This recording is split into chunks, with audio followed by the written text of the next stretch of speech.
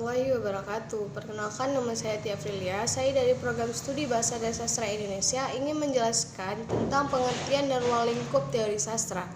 Secara umum yang dimaksud dengan teori adalah suatu sistem ilmiah atau pengetahuan sistematik yang menetapkan pola pengaturan hubungan antara gejala-gejala yang diamati. Teori berisi konsep atau uraian tentang hukum-hukum umum suatu objek ilmu pengetahuan dari suatu titik pandang tertentu. Suatu teori dapat dideduksi secara logis dan dicek kebenarannya dan dibantah kesahihannya pada objek atau gejala-gejala yang diamati tersebut. Istilah yang tepat untuk mengetahui teori sastra baik dalam bahasa Indonesia maupun Inggris belum ditemukan. Akibatnya, definisi mengenai hakikat, fungsi, dan tugas teori sastra tidak mudah dirumuskan. Bahkan istilah-istilah yang digunakan untuk menyebut konsep-konsep yang paling mendasar pun berbeda-beda. Kualifikasi Abrams. 1. Pendekatan objektif yang terutama memperhatikan aspek karya sastra itu sendiri.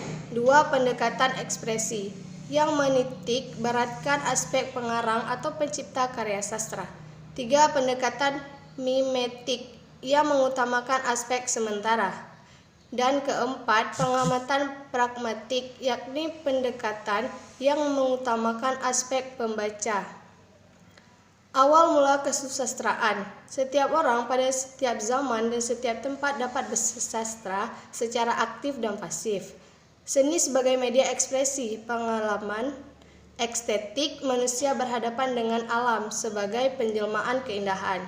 Ekspresi pengalaman keindahan itu menenteramkan dan mengembirakan manusia, karena di dalamnya manusia mengenali hubungan yang akrab dan hangat antara dirinya dengan sumber atau asas segala sesuatu yang menarik, memikat, mengikat, dan memanggil manusia kepadanya.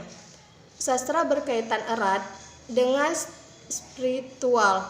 Oleh karena itu, awal mula segala sastra adalah religius.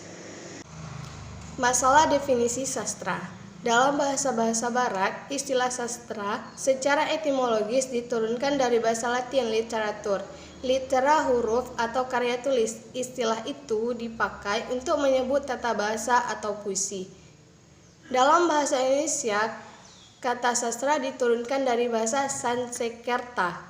Sas artinya mengajar, memberi, petunjuk atau instruksi, mengarahkan. Akhirantra biasanya untuk menunjukkan alat atau sarana, yang artinya alat untuk mengajar, buku petunjuk, buku instruksi atau pengajaran. Masalah definisi sastra lanjutan.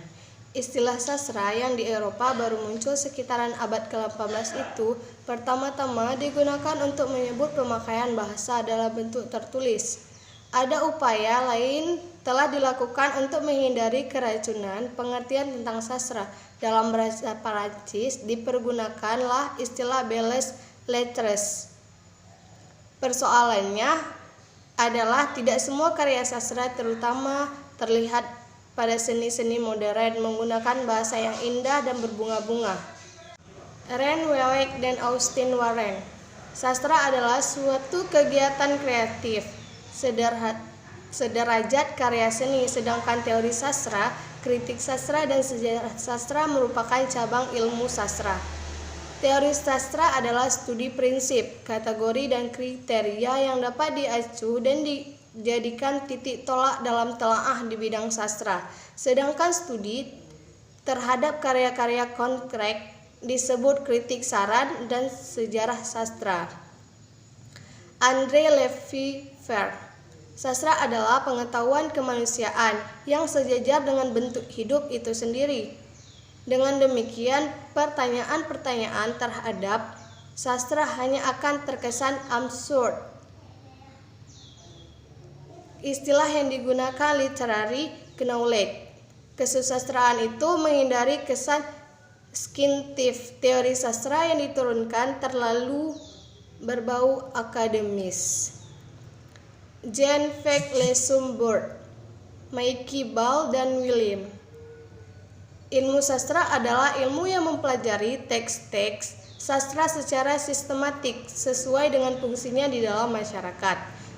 Tugas ilmu sastra adalah meneliti dan merumuskan sastra, sifat-sifat atau ciri-ciri khas kesastraan dan fungsi sastra dalam masyarakat secara umum dan sistematik.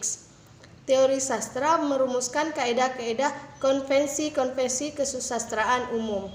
Kegunaan ilmu sastra adalah membantu kita untuk mengerti teks itu secara lebih baik sehingga kita lebih tertarik untuk membaca karya-karya sastra.